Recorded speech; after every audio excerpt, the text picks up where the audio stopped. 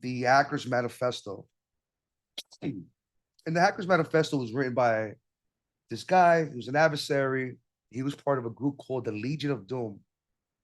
And he was about to get arrested, and he wrote this manifesto. And the manifesto, you could tell he was young. A lot of us were young. We were very naive. It was about information. It was about curiosity. So that's kind of what the the messaging was around. Yes, I'm a hacker. My crime is that of curiosity. My crime is that of outsmarting you something you cannot forgive me for. And I posted in the chat, by the way. So naturally, I find it curious. I'm interested. Now I want to be a hacker. But the cool thing is, if you look at those earlier films of hacking and security and all that stuff, it was very one dimensional. It was one demographic. And there was one thing he said in that manifesto, which is, I don't care what you look like. I care about what you say and what you think. And that was important for me because as a young kid in the projects, in the ghetto in New York City, the person of color, I was like, okay, so I guess I could be a hacker too. And that's what I did. I started learning about Unix. Back then we had BSD, and we still do. We have BSD today. But back then you had Solaris and HP Unix and Digital Unix and OpenVMS, even though it's not necessarily Unix. And then you had the early versions of Linux. We had a distribution called Slackware, which I downloaded on my computer with floppy disks, and I installed it, and I got on IRC, Internet Relay Chat. So what you guys know of like Discord now, we had IRC back in the days. So I'm online and I'm reading as much as I can. I'm trying to absorb everything I can. In fact, I will give you guys another link. Excuse me. Is it this one? Let me see.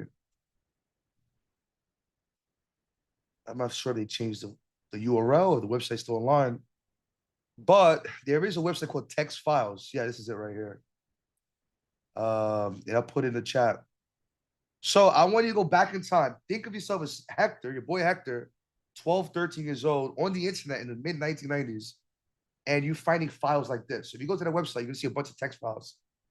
Those text files were written by people just like us in here, in this chat. I see Clive, I see Shell with a 3. We got a hacker in here, right? Let's say Shell writes a story on, how to identify, a deserialization attack in Java libraries. Publishes it. Very similar to Frack. So Frack, the first website I gave you, Frack has a bunch of articles like that. So I did a lot of reading. And in those days, even though there were like a hack the box, there was like a European hack the box, kind of like a test environment. It was very basic. It was basically a shared shell provider. We didn't have AWS. We didn't have TryHackMe. We didn't have Hack the Box at the scale that we have it today. So, in order for you to learn to hack, you kind of had to hack to learn, which is a quote by my friend Boot Logic on Twitter and LinkedIn. And that's how I got involved. I started reading a ton of stuff, and then I started breaking into servers I would find on the internet. And by the way, I do not recommend any of that to you guys because we're not in that position anymore. You guys can launch environments, you can launch CTFs, you can participate in CTFs. But in those days, that's how a lot of us people did it. And now the thing with me though is, so I am American, but culturally and ethnically, I'm Puerto Rican, right? And so in Puerto Rico, it was colonized in 1492, 1452, one of those years. But by the 1500s, the island was completely colonized by the Spaniards, by Spain. And it wasn't until 1880, 1898 that we got our independence for 1 year before the United States came and colonized us again. Now, before all that, and I'm giving you guys some context to why this is all connects to me and my story. There was an attempt at a revolution on my island a long time ago in the 1800s. It was called El Grito de Lares.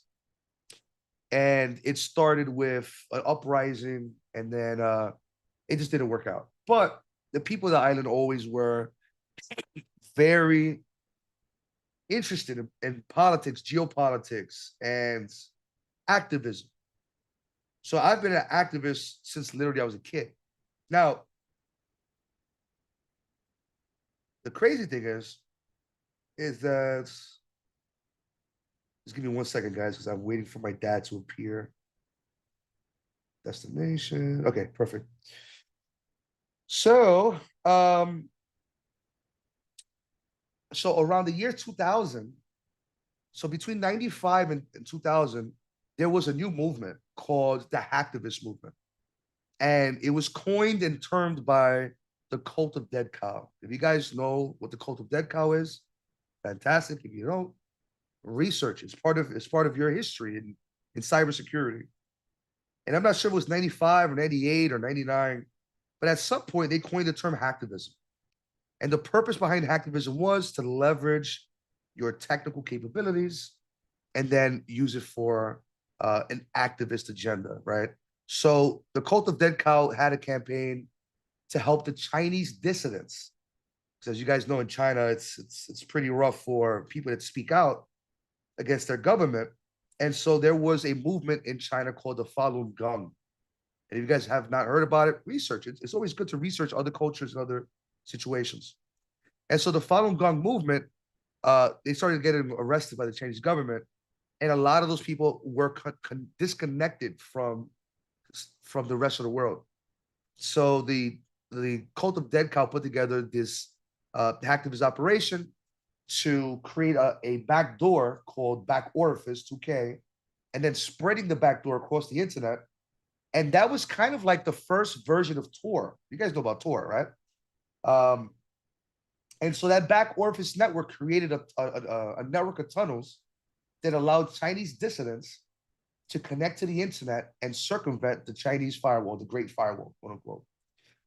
That was an early hacktivist operation, guys. And I got to see it live as it was happening. Completely changed my life.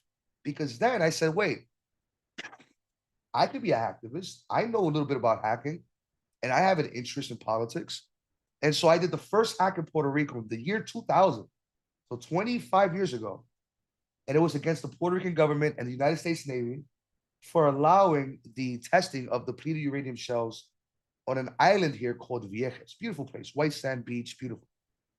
Now, once I got involved in that hacktivist operation, I did others. I worked with Pakistanis against the Indian government. I worked with Malaysians against operations coming out of Indonesia.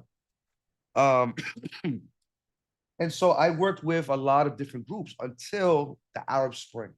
So I spent from the 1990s all the way to 2008 when the Arab Spring blew up in Tunisia, where I became involved as a hacktivist, and I started taking down core or critical Tunisian government infrastructure, communications, DNS, email, cell phone providers, ISPs. Hey, if you're going to shut down the people, then I'm going to shut down your government. That was my thinking. And mind you, I'm not here to glorify any of this, give you guys some perspective. Now, after Tunisia, we had Egypt. After Egypt, we had Syria and Libya. We just kind of kept going. And then eventually I started looking inward. If I am doing hacktivism in Africa, in the Middle East, there's problems in the United States I could also tackle. And so I began targeting federal contractors in the United States. And I'm sure you guys have federal contractors there in Kenya. Federal contractors here win these massive contracts. Sometimes there's no competition whatsoever. It's basically modern day corruption in real time. And so I started targeting federal contractors. The worst mistake I made, because as soon as I did that, I had the FBI knocking on my door. The FBI had no problem with me hacking into Tunisia. They had no problem with me hacking into Russia because technically it's not illegal. But it wasn't until I started compromising federal contractors in the United States is when, things kind of changed for me. So that's the first part of the story. Now we're going to get into some fun stuff. Let me just check on my dad. I think my dad is downstairs. Give me 1 second. Hey, are you? So when I get an answer from my dad, obviously I have to deal with the FBI. Now I have to trade 0 days because I was facing 125 years. And that itself was a very trying time because they leveraged a lot. Hold on a second. They leveraged a lot of pressure. You know, we're gonna take away your family, we're gonna take away your kids. That upset me the most. It wasn't the prison. The prison, you know, we could do. Are you there? So I did some time in prison. I was banned off the internet until 2015. I was arrested in 2011. 2011. My case went public 2012. So I was banned off the internet until 2015, 2016, and that's when I came back into the industry. And what did I learn? I learned that the reason why I was so effective as an adversary, being able to compromise governments and corporate networks, being able to leverage vulnerabilities that I've identified, is because of methodology. I had a structure. I'm not a rocket scientist, guys. I didn't even go to college. I don't have a degree. All I had was skills and experience. And then you take those skills and experience, you build a methodology, and that's what made me effective as an adversary. Okay. Um, Now, coming back into the industry, what I realized is I had to learn to look at cybersecurity from the other perspective. Look at cybersecurity from the perspective of the defender, not only from the offensive side.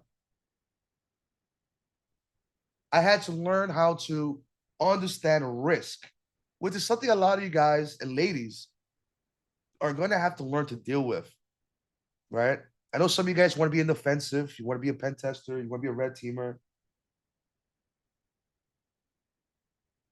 Give me 1 second, guys.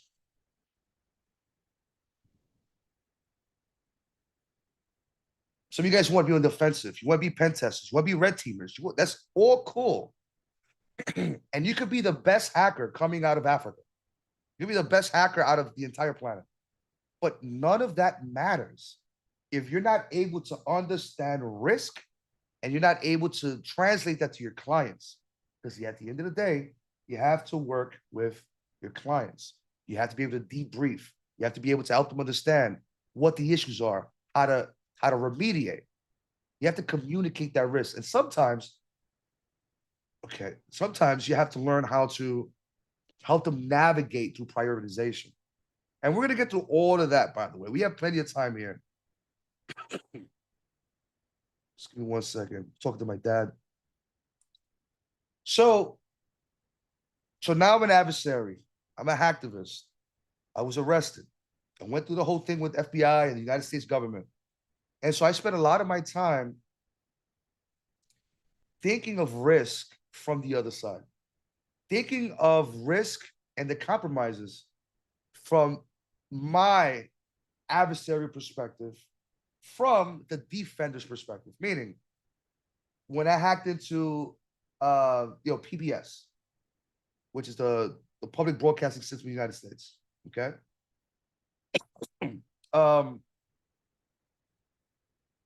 When I broke into that network, is by means of a zero-day vulnerability in a movable type blogging software that I identified. I was able to get access to the blog. Then I was able to get access to the file system by means of a LFI, essentially a local file read. Was able to convert that into command execution, and from command execution, I was able to then get access to the machine, to the target web server over reverse shell. Right now, once I'm inside the network, and now we're talking about the perspective of the defender. The adversary got into our network. We have no idea how. Now they have access to our corporate servers. They're logging in over SSH, spreading across the environment, which means the adversary got access to credentials. All of our internal servers are a bunch of Linux machines, Red Hat, CentOS, which means the adversary probably got into the web server, probably identified a local privilege escalation vulnerability, got access to roots, access, or super user privileges, then identified credentials, and then moved laterally across our network. How do I stop that? Well, they stopped that by logging into the servers and trying to disconnect me from the servers by finding my shell processes and killing them. But here's the reality. And as soon as I saw them logging into the networks, I started taking down or blocking or no routing their IP addresses. So all the admins were no routed from their own servers as they were logging in over SSH. and logging in over, whatever other protocols they were using. Having an understanding of both perspectives is going to suit you guys. Okay. Now I want to talk about national security as we move forward. So as you know, I'm a former adversary. Now I'm I'm a professional in the space. I got my own business. Um, I've thought about security from the risk side and GRC side. I've thought about security from the offensive side, obviously. And then I spent a lot of time with CISOs and CIOs talking about cybersecurity from the defensive side. And then also meeting board members and meeting executives. So now I'm in a really decent place where I understand risk, I understand context and the nuances of communication with board members, stakeholders, helping them understand risk and prioritization. Okay, so now we're in a good spot. Now what? So as we move forward, the one problem that a lot of us are going to face here in the United States, in Puerto Rico, where I'm at today, where you guys are today, we have to look at the state of geopolitics. Okay. And the state of geopolitics where we are at today is not good. There's been some major compromises in the United States. There's even been some major compromises in China. It's a really good story if you guys haven't read it. The Chinese claim that the NSA broke into their time syncing servers and network, which is a critical infrastructure. That's actually pretty bad. Whether the NSA did it or not, we don't know. But the point is somebody somewhere got into those time servers.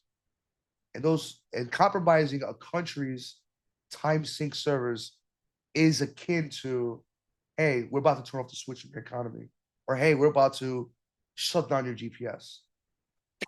So naturally, as I'm looking at the national security implications of what's happening in the US, we're looking at the implications with countries around the world. So now we have to look at where we're at today. I know today we have a big audience, and we have a good audience coming out of Nairobi and Kenya. So I did some research for you guys, right? And I'm sure you guys know all these stories already.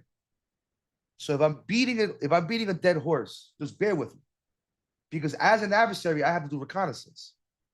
And so what do we know about what's happening in Kenya?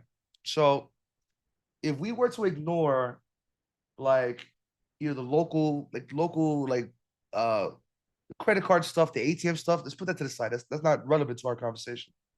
Instead, what's relevant to our conversation is attacks against Kenyan critical infrastructure over the last 24 to 36 months. So according to several organizations, right? So we see an article here. Maybe you guys know this company. I think it might be from over there. Blue Fire Red Team. Right? And they were projecting something around between Q4 of 2024 and Q1 of 2025. There's about a 200% increase in events generated, probably through scanners, maybe individual adversaries, these social engineering campaigns or whatever. But their report comes from the National KE CERTS cybersecurity report for Q1 of 2025. Really good article. If you guys haven't read it, you should absolutely read it. And so we're looking at system-specific attacks, about 2.4 billion events, and those are more than likely automated scans. We had brute force attacks, 33 million. Malware distribution, which by the way, we're gonna get into that one, was a big one here. Web application attacks, that could be a mix between automated and manual. And then of course, 3.6 DDoS attacks, and that's probably from the gaming community, right? But the biggest uptick that you guys are dealing with over there is system-specific attacks. We're talking about all the Fortinet RCEs, right? We're talking about, the Palo Alto RCEs, remote command executions. We're talking about a lot of the 0 days that have been kind of springing up over the last, 24 months, which I'm not sure if you guys have really looked into like hacker history and culture. If you guys have done some really cool deep dives into it, but it's very cyclical. For example, during my time, during the 90s, we spent a lot of time doing vulnerability research and then weaponization of those vulnerabilities and creating exploits out of them. And then we had 0 days. And then you would go into IRC and trade your 0 days. This was before vulnerabilities were commercialized, right? Before they had a value associated to them. Um, and that was around 2001, 2002, where you had the zero-day initiative, all these different companies buying and selling exploits. And for a long time, what you saw was exploits or zero days were bought and managed by world governments, right? Until the rise of Bitcoin and cryptocurrencies. Because when that happens, the monetization of exploits went down, right? In terms of government selling or government, acquisition. And the ransomware groups now could afford the exploits and they were paying double, triple, or even 10 times more, you know? So now we're seeing a lot of that again today. And it seems like, according to this National KE CERT report, it looks like you guys are getting hit with a lot of that. So now what does that mean for you guys? Let's talk about intellectual property. Let's talk about critical infrastructure. And would a nation state target your country? And the answer is yes, obviously. Um, whether it's for geopolitical standing, uh, internal emails, internal communique, you're going to have adversaries target your country, target your, point out to the municipalities, local hospitals, uh, for the purpose of getting information about potential political targets. Maybe you guys have a really popular governor that is going through a cancer treatment. Maybe you have a Chinese actor trying to get that information on their health records. Okay. Uh, let let me get you guys downstairs. All right, guys. So look, I have to go get my dad from downstairs. Just give me literally 5 minutes, right?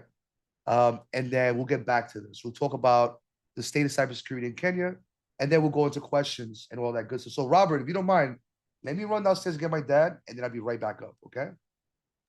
Yeah, it's totally fine. I'll be right back.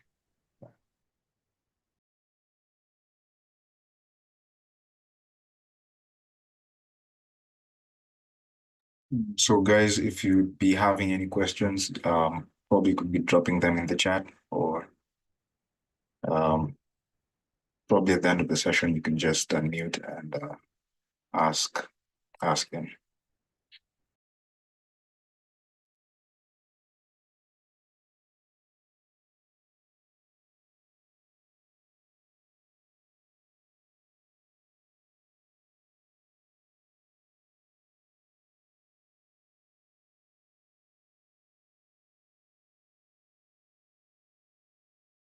Oh well, or how I know Hector, so I can say like no, I wasn't. No, I wasn't that. I can say that Robert is just my namesake is just like trolling. I can say like way back like 6 years ago when I was still in high school, I used to check out uh the stories. Like it really touched me. I can say that like during the time when I was just checking out the stories. And his story really touched me, like the entire storyline of everything. So yeah, I can say like that's how I got to know Hector. And I think he's already talked about like the various like before in his past, like the various things that he used to do before like he served his time. Like that's what like I immediately like got to know him through all that, like through the closet days, through Anonymous. But that's just the past, and we not promote such kind of like illegal activities right now.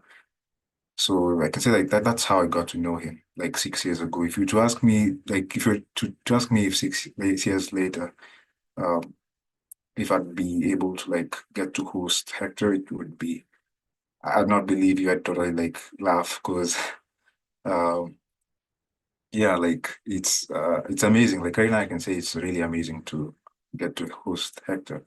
So that's how I got to know Hector. I knew him like from the past, like since his story, it's literally online. You can just like search up his name on Google and you're able to view his story.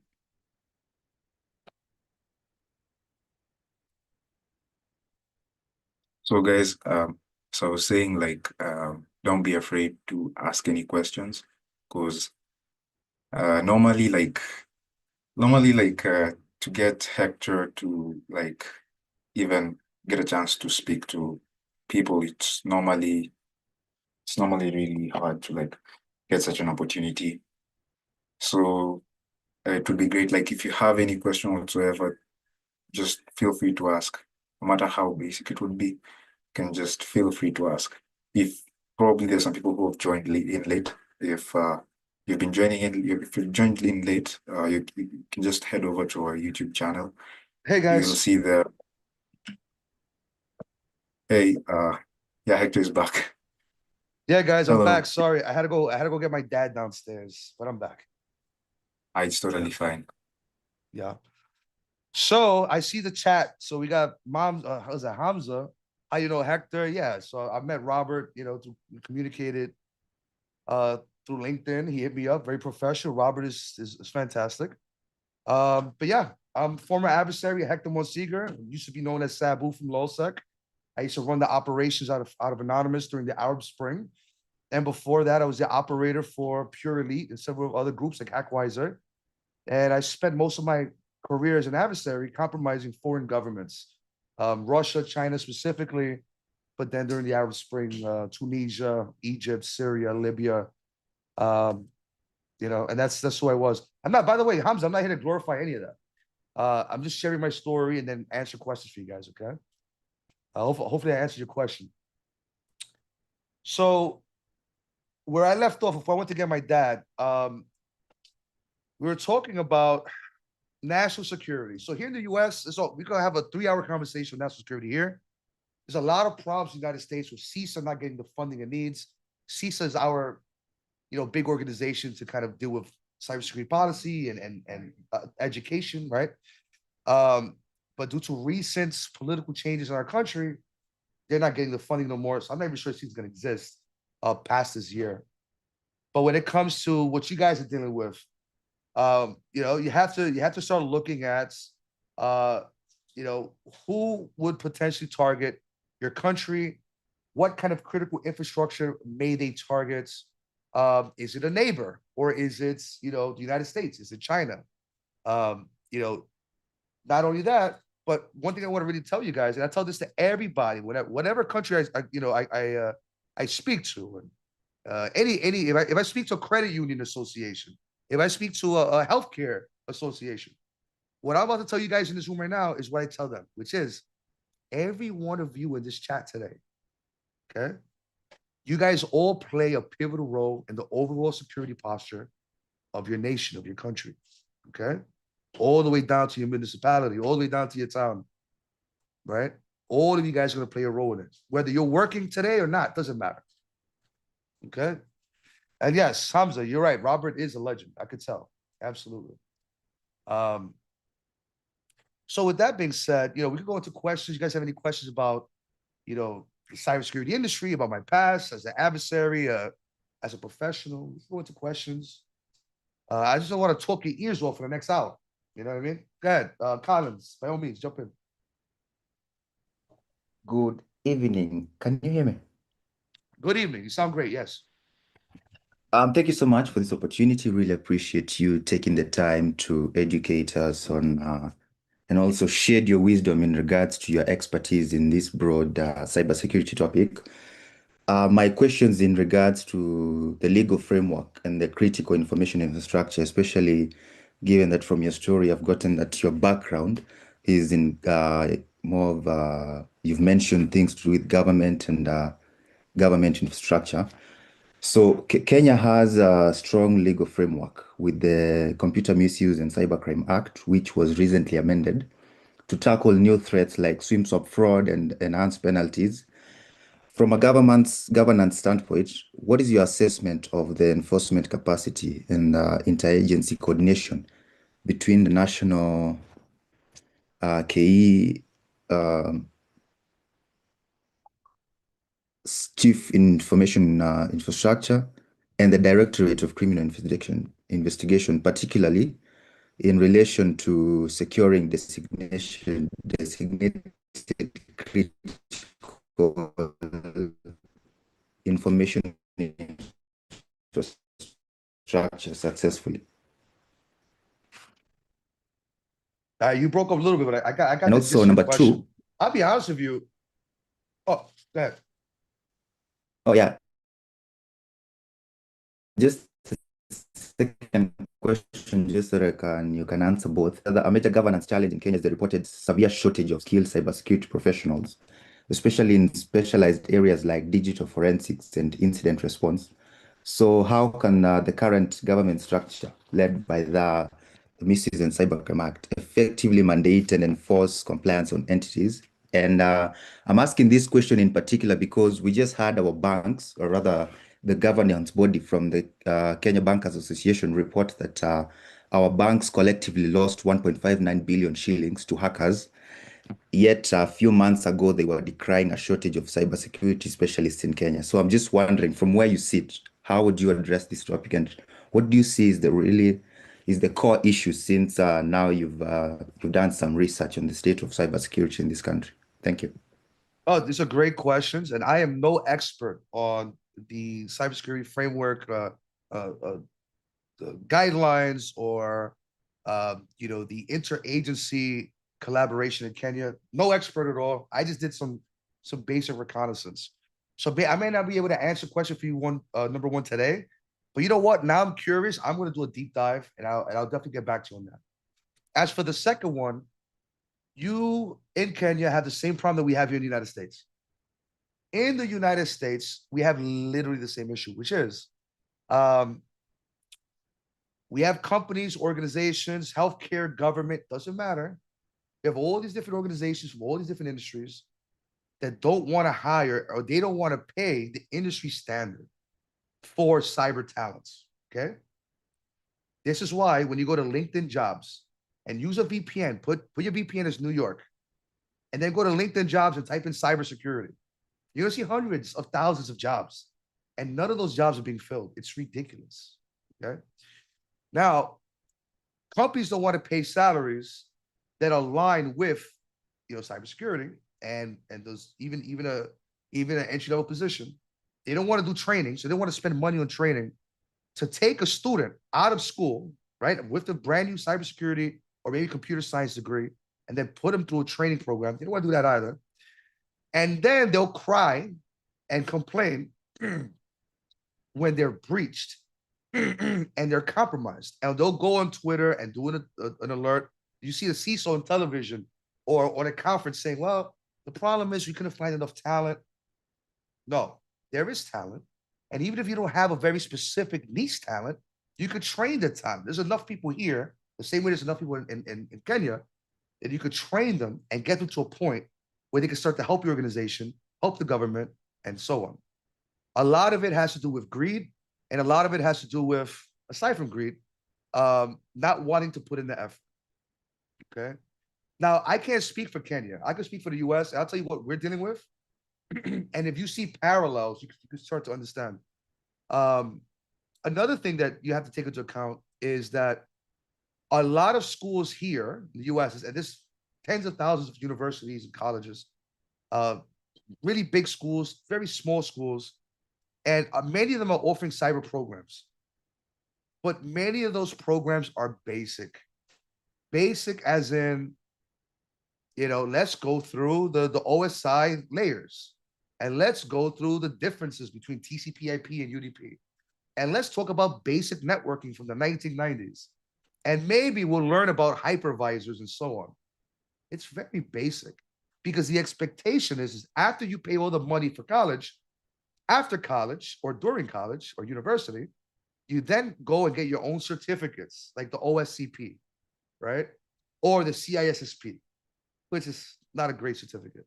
But the expectation is you go to school, pay whatever you're going to pay, continue with your education after school. And then you're still not going to get the job. And you're not going to get the job here because you lack experience. You lack experience because you just spent the last 5 years of your life in school, not working. So if Kenya's the same way, let me know. But that's what I'm seeing. And I'm seeing this all across the world, not just the United States. I see this in Germany. I see this in Puerto Rico, where I am today, we got the same exact problem. In Puerto Rico, we got some of the best schools in the Caribbean. Okay. These kids are coming out of school with a beautiful education. They understand the basics. Zero experience, they're not getting hired. So yeah. But yes, to your first question, Colin, I'm gonna do research. Now I'm curious, and I'll get back to you on that. We'll have a conversation on LinkedIn. Add me on LinkedIn. My name is Hector Monsegur. You'll find me. Any other questions, folks? You want to jump in? Feel free to jump in. You can ask about whatever you want. Okay, just before the jump in, yes, that's very correct, especially in regards to the skill set. It's the same story back here home. You have Yeah. students graduating and leaving college, but they're not that skilled, so they're forced to upskill through micro credentials and or short courses online just to That be a costs a lot of dev. money. Yeah. Yeah, and it costs money just to be able to level the playing field in regards to market readiness and their value in the marketplace. Yeah, we'll definitely get in touch via LinkedIn. Thank you so much. Let me Yes, welcome some to yes, ask please. their questions. Oh, perfect. And thank you for the questions. And please add me on LinkedIn. And but you know what this means. And Clive, I'm gonna get you right now, Clive. Just keep your hand up, right? What this means that here in the United States and in Kenya and in Deutschland, all these different countries, Puerto Rico, there has to be a community effort, right? Where we focus on workforce development specific to cyber. Let's get these students coming out with cybersecurity degrees and let's get them to do something, anything. Even a SOC, like a SOC job, like an entry-level SOC position, is going to give them a ton of experience, whether it's level 1, 2, or 3. I'd rather if I had the resource, I hire interns every year, and from those interns, let's say I hire 12 interns, maybe 4 of them I'll hire as employees, and then the other 6 to 8 I'll give referrals to businesses I'm connected to. Right? We need more of that in this community. Okay, just a heads up. Clive, I see you have your hand up. Can you please feel free to unmute yourself? Clive? Man, Clive is on mute. Anybody have any questions? You guys want to jump in? Just feel free to jump in. Oh, there you go. Thank Clive, you, Hector. Thank you, Hector, for the insightful lecture that you have had. I think what we have here, our main problem is not that hackers are getting away with the money in the banks. It's just that there is rampant insider fraud. The outsider and the insider are working together and linking up and then stealing the money. Now, what would be the role of offensive cyber operations in actually hacking the hacker? Would that work? How do we get the skilling to do that? Thank you. Great questions. Really good questions. I'm going to touch on it from two different angles. So here in the United States, there's legislation right now as we speak, as we're talking. There's legislation for privateers. So I'm sure you guys hear the word. You connected to pirates back in the 1600s, 1700s. So the Americans here want to create a privateer force of offensive adversaries or offensive defenders. This is how ridiculous this is. That will do hackback operations on behalf of the government. Okay. So going back to your second question, is it worth it targeting the adversaries? I think so, but we can't just open it up to making it the Wild West where anybody in this call could start hacking or the hackers, because that would be crazy. You got to remember, there is a lot of operations that our governments are working on. For example, I guarantee you there's someone somewhere in Kenya right now working on behalf of the government that's investigating a criminal ring. Now, if you were to randomly decide to compromise that criminal ring, you're absolutely derailing that investigation. So you have to be very careful with privateering and being kind of like there's a word for it, being like like a lone actor, right? So hackback, maybe, but it's not going to solve the problem. The real problem with organizations that keep getting compromised over and over is that they're not investing in asset management. They probably don't even have asset management, meaning the management of assets in your network. They're not doing anything with regards to vulnerability management. Okay, whether it's a college, a university, a healthcare, a hospital, doesn't matter. Not doing anything with regards to their vulnerability management. They might do a Nessa scan once a week, once a month, once a year. They might bring a pen testing company once a year, but they're not properly dealing with vulnerabilities based off of risk, based off prioritization, right? The real core issue is, as a community, as organizations, as CISOs, as security engineers here, can we start to improve the overall security posture of these organizations? If yes, great. As more companies do that within a nation, let's say Kenya, then you start to improve the overall security posture of Kenya. But nobody's talking about this because it costs money and it costs time, right? So is hackback a thing, Clive? Yes, we're all doing it. Is it going to solve the problem? No. And you brought up something that was interesting, the insider threat. If we don't have network access controls, if we don't have privileged, identity management or privileged access controls, if we haven't dealing with the most basic of Active Directory configuration changes or improvements, the insider threat is irrelevant. You're going to get hacked regardless, whether it's the insider threat or it's going to be another adversary that walks in. Maybe it's somebody, maybe a third-party vendor, maybe it's one of your employees, maybe it's an outsider that got into a social engineering campaign. So it's tough. Before we get to any more questions, I do have there's some commentary here, some good conversation. I like this. Let me just load this up, guys. Give me 1 second.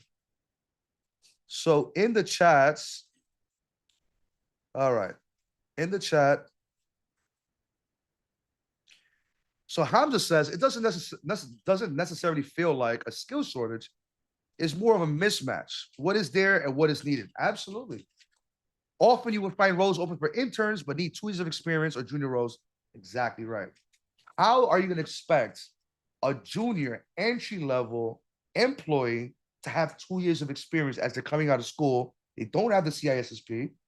And even then, the CISSP is irrelevant to kind of doing the individual engineering security roles. A CISSP is built more for like a manager, a CISO type.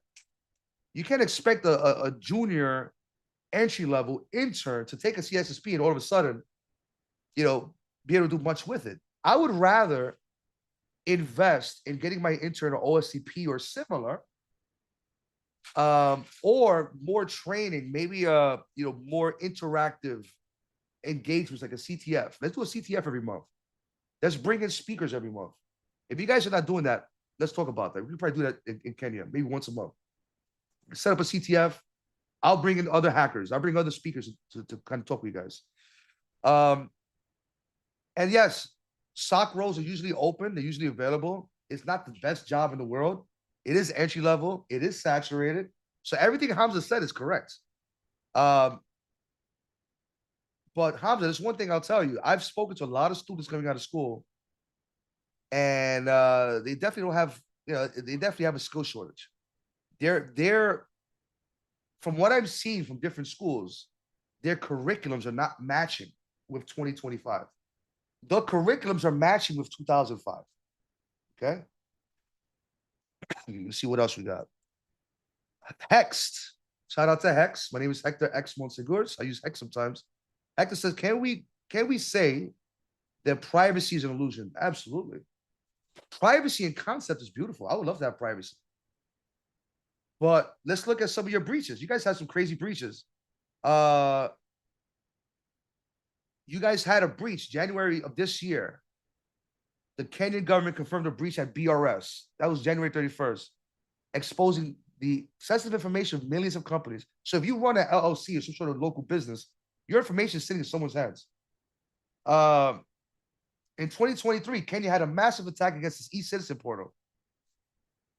Over 5,000 services, passports, visas, IDs. Where is that information sitting at? On whose computer? Right? Is that sitting somewhere in China? So yeah, we have to be very mindful that every time a massive breach happens, whether it's in my country or yours, that targets services or industries within our spaces, more and more of our information is just dumped, exposed, exfiltrated, leaked out. You know what I mean? Ronnie asked a question. On that note, which certificates are budget friendly that you can recommend one to learn? I'll tell you, I'll be very honest with you. Get the basics. You don't need to spend a lot of money. If you got the money for OSCP, or if your company's willing to sponsor it, do that. Or look at the alternatives. But even getting the Security Plus, like that's something, especially if you don't have no money or you're not being sponsored. Um, at the very least, it tells your organization you understand the basic concepts that provides. If you want to be a manager when they get your CISSP, but I'm gonna tell you something right now about the CISSP. The CISSP is weird because the content was written a very long time ago, and some of the terminology and jargon does not match. You guys you're gonna see it once you study the CISSP materials. You're like, wait, that is different. But you cannot give a 2025 answer. You have to give the CISSP answer to the question. Otherwise, you fail it. Oh, and Ronnie, one other thing. It doesn't matter. So here in the United States, if you want to work for the government or a federal contractor, you have to have certifications or diplomas, certifications that are ISO certified. I'm not sure if that's required in Kenya, but do the research. Look for every certificate, cybersecurity certificate, whether it's offensive, defensive, that's ISO certified. Look at the ones that are budget friendly and just take them. Especially if you get a sponsor. There's a lot of sponsorships and programs to third-party platforms like Coursera. You got to find those platforms, sign up for them, and every month they're sponsoring some sort of certificate. They may not sponsor the OSCP, but they're going to sponsor a smaller one, like the ISO certified one. So we have a question from Abdi Kadir. He says, what would be the absolute path to cybersecurity? Like, what comes before the other? Think of it like you want to start learning from your experience, or you want to start from and what path would you take? If I were getting into cybersecurity today, 2025, I would still be an offensive hacker, like I am. And probably what I would do is I would spend a lot of my time reading, understanding vulnerabilities, looking at CVEs, looking at data breach reports. I would be looking at InfoSec Twitter. I'll be on the Reddit cybersecurity or NetSec subreddits. I'll be on Discord and all the cybersecurity Discords. There's a lot of great content on that. And then I'll be looking at the tool releases. Look at NetExec. Look at NetExec and some of the modules that it provides. And then you test it in a local environment. And then you get yourself a hypervisor or a proxy box. You set up your own lab. And then you practice. And then you join a CTF. And then you maybe intern somewhere. Bada bing, bada boom, you're done. That's how I would do it. All right. So going back to Hamza, to add on to the point you mentioned in regards to hackback, the main issue is most organizations with all the security tools in place, 80% of them are just to meet compliance. Absolutely. That's 1000%. As someone that interfaces with CISOs every day, most of my clients are executives and they're running, Fortune 50 companies.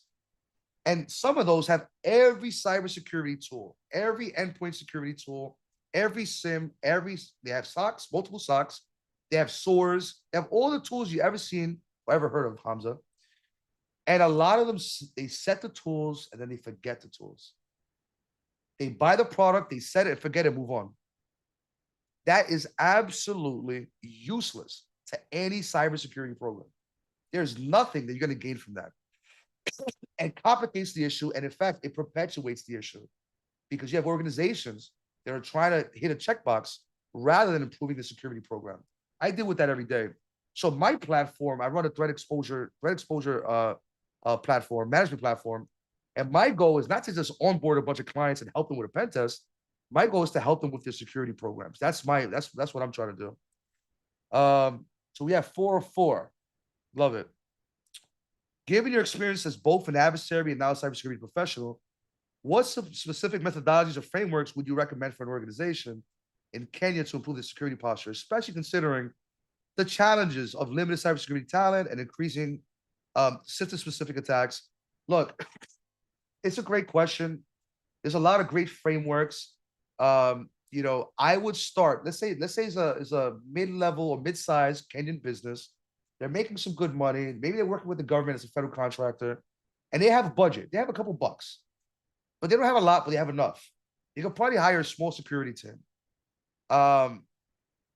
They should look at, unless Kenya has its own internal frameworks, look at the United States. The United States has some really cool frameworks like, CMMC 2.0, level 2, right?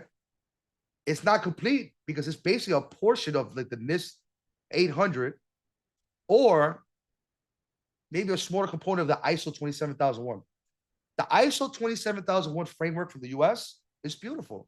Take a look at it. You might be able to leverage it, but it might be expensive because it's going to require a lot of different things. But guess what? You don't have to implement all these things at once, right? Let's start small. Let's start quick. Let's enforce MFA on everything external. Let's enforce, excuse me, let's invest in network access controls and NAC, whether we buy a product for it or we do a manual implementation with, bring our network engineering team and let's start working on some hacks around creating a NAC on our network. Your device cannot connect to our network unless it is authorized. Cool. Now let's look at Active Directory, right? Let's look at groups. Is there any groups that would allow the privilege escalation by means of inheritance by just by being part of the group? If so, let's correct it. How do you find that? Bloodhound. You can download Bloodhound for free. How about this? I'll give you another one.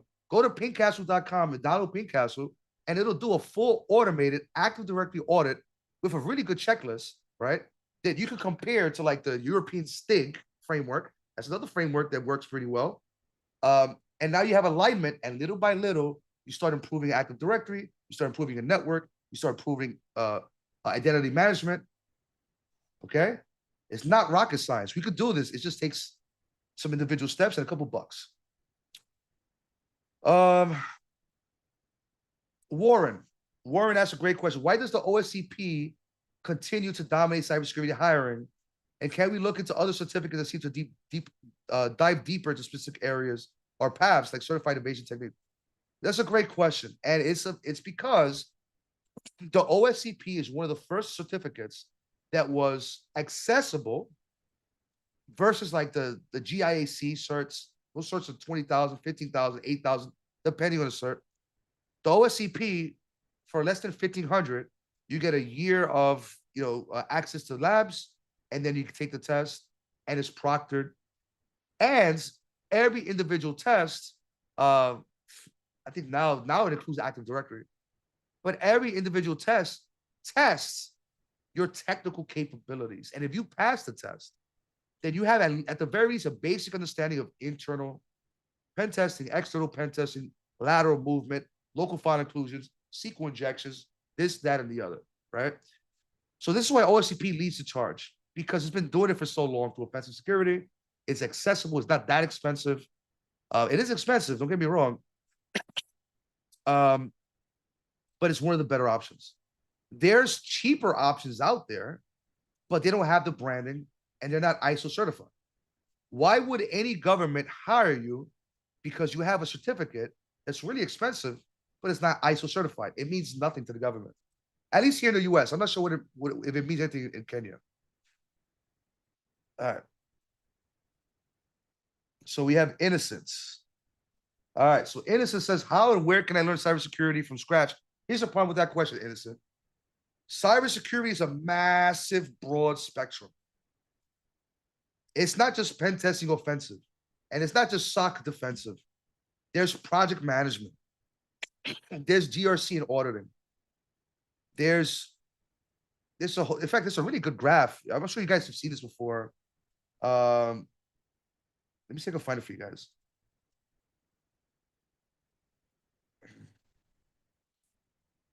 I'm trying to find this. It was actually pretty good. It's actually put together by Paul Jeremy. So you guys might have seen this. But Paul Jeremy did a really good job at putting together this badass, and part of my language. Check that out. Paul Jeremy tried to do a visualization of the cybersecurity industry, okay? Splitting up certificates specific to the different components of the cybersecurity industry that you're curious about. So Innocent, I cannot answer that question for you you have to probably start here and try to figure out where you want to be. Do you want to be in IM? Do you want to be in risk management? Do you want to be in asset security? And then look at the certificates that are there within that category. And then you can start to identify your path. Okay. Let's look at, I think Hamza said something else. Yes, Hamza. I say this all the time. I have a podcast. Maybe you guys, if you guys want to take a listen to it, Hacker and the Fed. I actually have a podcast with the FBI agent that arrested me. We became good friends. It's called Hacker and the Fed. I'm the hacker. He's the Fed, obviously. And by the way, guys, I'm gonna give you guys like another 20 minutes. I have to go. I have my father here for like another 20 minutes of questions. There you go, Hamza. So yeah, so Hacker and the Fed is my podcast. It was me and the FBI agent that arrested me. We have a really good relationship. He retired from the FBI in order to be my friend because otherwise it would have been considered fraternizing, which is, you know, is illegal within their space, right? So yes, you look at this list here, you figure out what you're curious about, and then we can start talking. Feel free to add me on LinkedIn. I'll gladly answer questions. Let me see what else. Philip. Oh, Philip. Listen, I think anybody can outsmart Sony. With no disrespect to Sony. All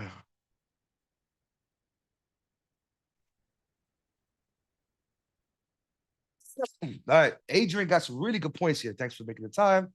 Certs like the OSCP and CPTS teach you media skills. Absolutely. They help you get jobs, intermediate jobs. You're not going to go to a senior red team position with OSCP. No. So he continued with his question. They may not teach things like evasion, malware evasion, or endpoint evasion, or operational security. How best can one learn these things better and go the extra mile? Well, guys, it's about experience and testing.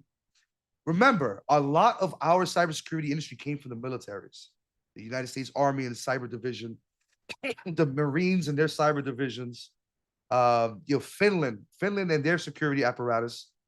A lot of this terminology, even the terminology we use, Tiger Team, Red Team, Blue Team, these are all military terms and jargon. So what I did, Adrian, is I looked at documentation that came out of the military with regards to operational security and personal security. Don't forget personal security. PERSEC is very real, Adrian. These are things that you have to learn with time. You have to learn with experience. You have to research and look into. You have to look at the methodology leveraged by adversaries and law enforcement to better protect yourself. Now, when it comes to testing or evading antivirus, EDRs, XDRs, NDRs, you have to understand the capabilities of those products in order for you to try to circumvent said products, right? So you have to have a lab, Adrian, because there's no real school of thought or no real program where you could just join. And that's not true. Yes, SpectreOps. SpectreOps has a yearly training where they'll teach you the latest tips and tricks on how to evade EDRs. But the problem with that is it's $6,000 for 2 days. Now, if you have the $6,000 US dollars for 2 days of studies, Adrian, then hit up SpectreOps. I know a lot of those guys over there, they're really good, right? Otherwise, you have to set up your own lab. You have to look what adversaries are using. You have to look at the capabilities of these tools. You have to disconnect those tools from like a cloud, from the cloud, because you don't want your payloads to get reported back up and then be trained on by those EDRs, right? So yeah, and we could talk more, Adrian. Feel free to add me on LinkedIn. We could chop it up more, and we could talk about it. But it's basically experience, training, your own labs. Maybe during a pen test, if the customer gives you an opportunity, allows you an opportunity to try to circumvent the security measures, fantastic, beautiful. But not most clients are not going to allow that. So you have to kind of do it on your own test environment. Innocent asked a question: what are the challenges one may face when venturing into cybersecurity? It all depends. If you're coming out of school and you're trying to get a job, I mean, you see some of the messages here, right? There might be a risk, a talent shortage. Maybe it's a talent mismatch. Maybe you have to get an OSCP to get an intermediate level job. Maybe in your community, there's no jobs available. Maybe you have to intern, maybe work for free sometimes, right? That's going to suck if you're just walking into the industry. The next thing is you have to consider that if you're going to start your own business, whether it's consulting, services, whatever, now you have to understand business. Just because you're the best hacker in the world doesn't mean you can sell pen testing. It doesn't mean you can sell a red team job. It really doesn't mean that you could, be successful. I've met hackers that are so good that they're terrible in communication. That's what I mean. I had a guy, his name was Justin, sweetheart, real good guy, came out of school. I gave him an internship, then I hired him. He was really good at being able to understand risk and break into an organization. That's what the customers paid us for. But when it was time for me to sit him down with a customer to debrief the customer, he could not communicate. Okay? So getting into cybersecurity is not just being technical. You have to know the human aspect. You have to be able to communicate. You have to understand risk. You have to understand fiscal responsibility. You have to understand the economics behind the exploit. If you find a vulnerability that's an SMB signing disabled or a scan, and it's set as severity medium, it takes you 1 hour to fix with a GPO or an internal Windows network. Most companies ignore it. What companies don't realize is that vulnerability, that vector, can be turned into a critical severity attack path. So you went from a $50 vulnerability to a multi-million-dollar compromise. Context is everything. All right, guys, we'll do another 5 minutes, and then I'm going to wrap this up, okay, guys? So, hello, Harry. You know what? I'll change my name to Harry. I'll be Harry now. Screw it. With AI advancing rapidly, do you think it will reduce cybersecurity jobs or create new opportunities? Oh, God, guys, listen. AI is really cool. We could definitely leverage AI. But AI is a whole new. I'm trying to be nice. AI is going to expand the hell out of not only your individual attack surface, but the attack surface of every organization on the planet. Think of this like a brand new bubble. If you guys have not been able to get into cybersecurity until now, right now is the right time. Because now companies have to deal with, how do we govern AI deployments? How can we control whether one of our employees installs a local LLM? How can we control for our users, our employees, to use ChatGPT rather than Anthropic? How do we stop our employees from using DeepSeek? And here's a good one. How do we know that the large language model or generative model that we're using hasn't been poisoned?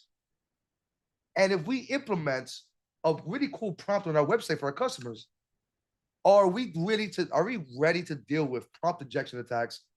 And can our data source be protected? All those questions require answers. And those answers you guys can come up with. So is it going to destroy security jobs? No, it's actually going to raise jobs. So consider it an opportunity. Fantastic.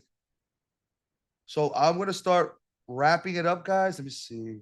What is your favorite cybersec related memory? Hamza. Okay, so on my Patreon for the podcast, I'm covering like my top 5 hacks that I did as an adversary. Not to glorify, because I'm giving lessons with each hack. It would probably have to be the Tunisian Arab Spring hack, because I did a free pen test of the Tunisian government, and then I identified potential vectors, and I was able to move laterally into some systems that were vulnerable, and then I got access to the DNS servers, and then I said, hey, what would happen if I took down NS1.tn and NS2.tn during the revolution? It's always DNS, because as soon as I took both servers down, the Tunisian government internet died. It's always DNS, my friends. Well, with that, guys, it's been a pleasure. I want to tell you guys, I'm leaving you with a conclusion, okay? I want to give you some final words. And that is that cybersecurity is not going anywhere. Just because you can't get a job right now doesn't mean anything. Cybersecurity, it will be on par with the weapons industry. Okay. And it's just getting started. It's less than 30 years old. When I got on the internet, cybersecurity wasn't a thing. In fact, cyber meant something else back then. I'm not going to go into that. But for some of you older people, you might know what I'm talking about. Okay. So just because your friend, your neighbor is a super hacker and you're not, do not get swayed from that.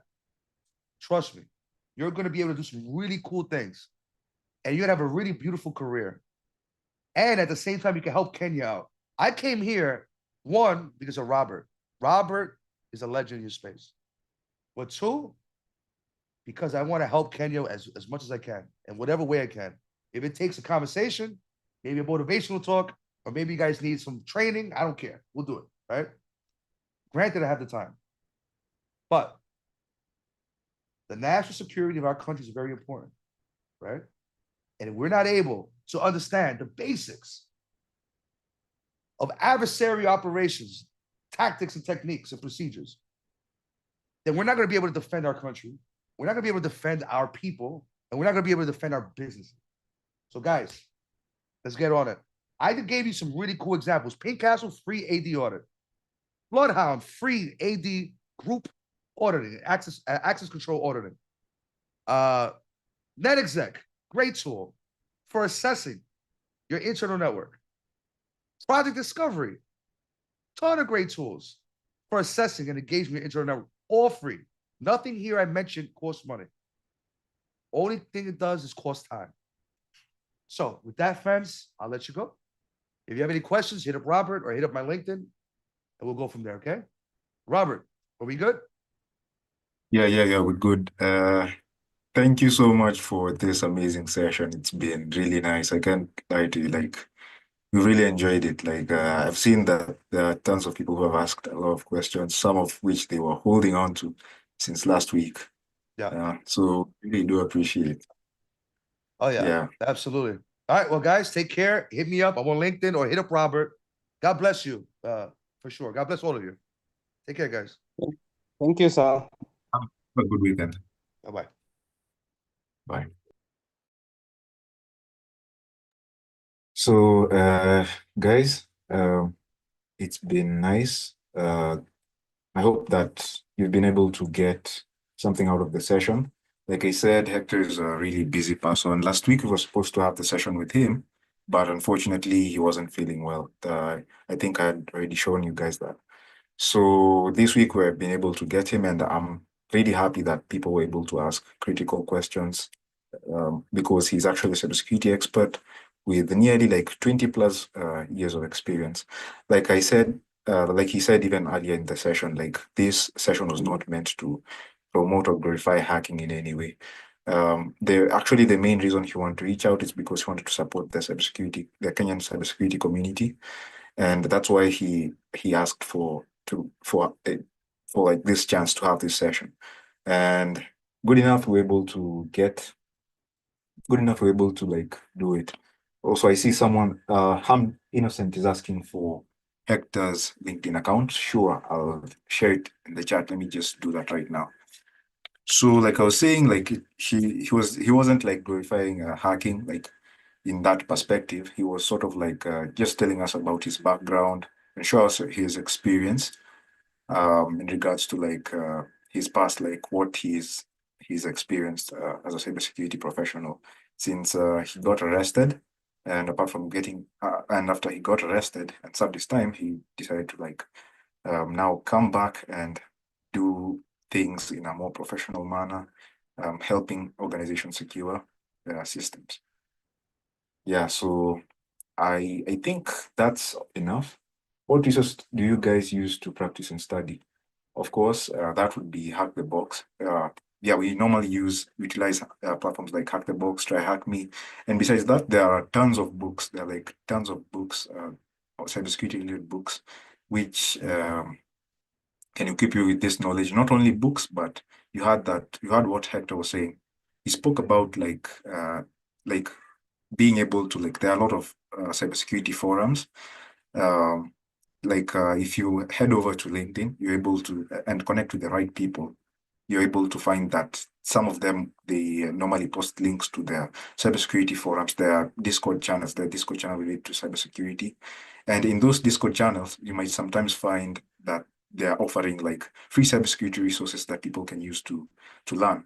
And apart from that, you can also connect with other other security professionals, probably with a couple of years of experience through meeting through these forums that are in Discord, Reddit. He also spoke about Reddit. If you head over to Reddit, you're able to see like there's an active cybersecurity community over there that's going there. Let me share Hector's.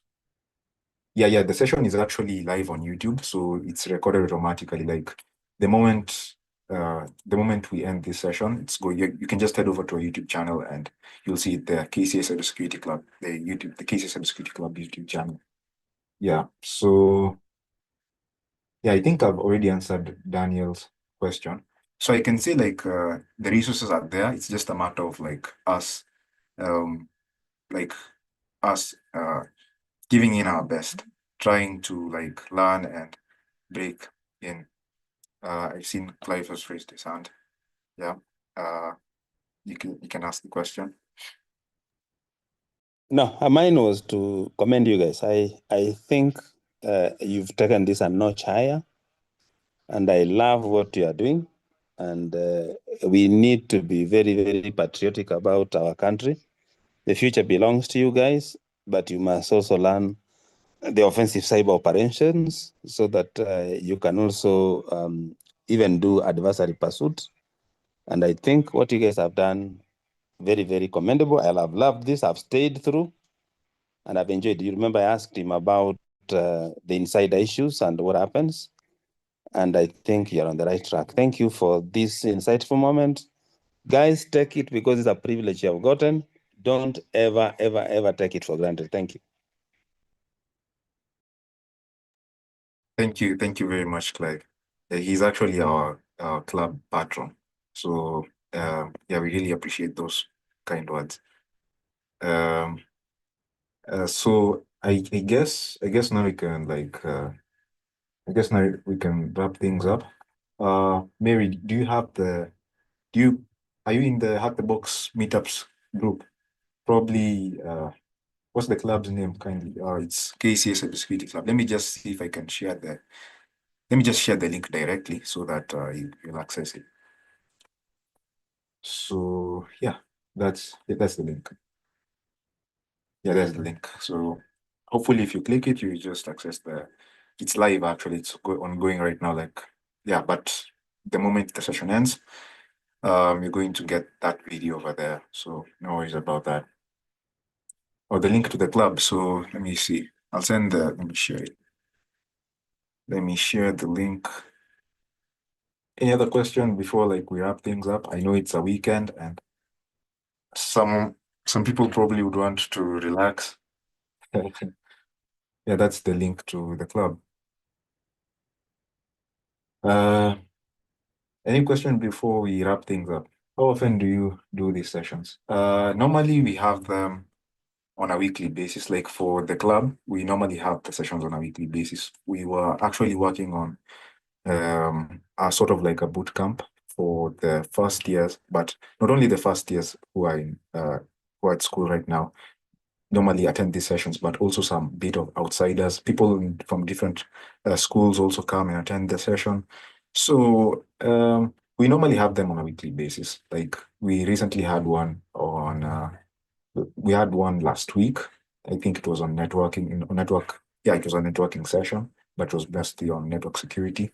And this week we also had, but it was on Wi-Fi security, though it was sort of like a noob session, a beginner session. It isn't bad though. You know, I can say like these sessions, we normally have them on a weekly basis. So if you feel like you'd want to be attending them, the WhatsApp chat, the WhatsApp group is over there. Like you'll see us posting the sessions normally, like when we want to do them. Do you guys have a forum where you discuss getting into and collaborate on bug bounty? Sure. There's actually a bug bounty group that it's called Bug Bounty KE. I don't know if actually Hamza is an admin there. I guess he could share the link, or I can just share it right now real quick. There's that, and there's also even on our normal even on our normal group, the normal KCA Cybersecurity Club group, we normally talk about that too. Is Hamza around really?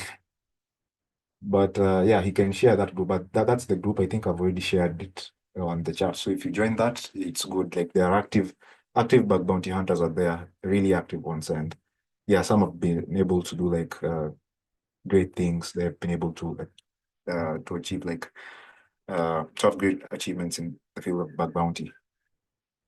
Yeah. So, oh, the invite link was reset. Wow. Let me see. Is Hamza is Hamza around? Let me see. I think he's not working. Oh, I think he's gone. So I don't know how I'm going to share the link. Okay. So I'm asking around the group to see if I could share it real quick, if someone is going to respond real quick. And oh, someone has already shared it. I hope it's the one. Yeah, I hope it's the one. I hope it's going to work. If it doesn't work for you, you can probably reach out to me on LinkedIn and we'll sort it out. I'll if I get that link, I'll send it to you. Oh no, I see like, yeah, I see it's still not working. So yeah, it's still not working. So yeah, you can just reach out to me on LinkedIn. Let me share my LinkedIn. Can connect real quick and you can ask me for if they were not going to share it by after any like before we wrap the session. If you're not going to share it at that moment, you can just reach out to me on LinkedIn and I'll send you the group link if they send it to me. Like or maybe share it in the KCA group too. Okay, yeah, sure. I'll be sure to send it there. So yeah, so I guess now like will this work? I guess now we could wrap things up since the session is already up. Let's see. Yeah, that one actually works. I see it's actually working. So you can use that link to join. So is there any question? Any question like before we wrap things up and we go back to enjoying our weekends? Robert, we can leave all links on the video description on YouTube. Yeah, sure, for sure. We're going to do that. We're going to add them on the YouTube description. It's working, thank you. Now, yeah, you're welcome, Eric. So any question before we wrap things up? Any question, like any last question? But oh, my handle on WhatsApp, it's X41A. Let me type it over here. X41A. That's my handle. So yeah, I guess there's no more questions. I hope you guys have enjoyed this session. For me, it's been amazing because, like I said, 6 years ago, I never really thought that I'd be like, if you were to tell me that when you're going to be hosting like Hector Monsegur, like I'd have laughed. Honestly, that's what I've done. Even on Jaffa, like I'd have laughed because wow, like looking back at how I used to watch all their interviews and all that, and this me right now, it's pretty much amazing. I really enjoy like interacting with such people and actually like getting a chance to like share to like get them to have sessions with that so that most of all of us like can get an experience, which is sort of like premium because I'm pretty sure if it's just to get him for probably like to be a speaker for an hour, if you're probably like you just want to have him as a speaker, you'd have to like pay him a lot of money because he's someone who has a lot of experience. So with us getting this, it's amazing. And I can say like God bless him truly for what he did today. Yeah. Any question before we wrap things up? I guess there's no question. So yeah, thank you guys for attending this session. It's been a blast. I really enjoyed like the fact that like when the time when it came like to ask us questions, I enjoyed how you guys like got to ask really great questions, questions which are really in depth. Some of which he also said that he's going to. Was this? Yeah, this is our first session actually. So yeah, it's been amazing. Like since he isn't just any ordinary person like that you can just have a session with. So I'm really great that I'm really happy and I'm excited that like you guys were able to ask those uh, great questions. Yeah, you're welcome. You're welcome. You're welcome. So and also like so also if you'd ever want to ask questions like probably like if you'd ever want to like not ask questions, but if you'd ever want to like do a session too, probably it's now on the Hack the Box Kenya side. You probably want to like probably do a walkthrough of a machine or a challenge. You can also like hit me up, or there's also another lady in the chat. Her name is Lentine. You can also hit up Lentine and like schedule for a session. We are really open to having more sessions like this because I think it's better to like share to get to like share. I love sharing cybersecurity knowledge. Since I remember when I was getting into cybersecurity, I remember like it wasn't easy to get such resources. So we normally have to like find our own ways to like look for those books and read them and also like utilize platforms like Hack the Box um, to upskill, which wasn't easy. So yeah, so feel free, man. Like, feel free to ask us any question. Like, ask any question in the group, the KCA group chat. Like, if you'd want to ask.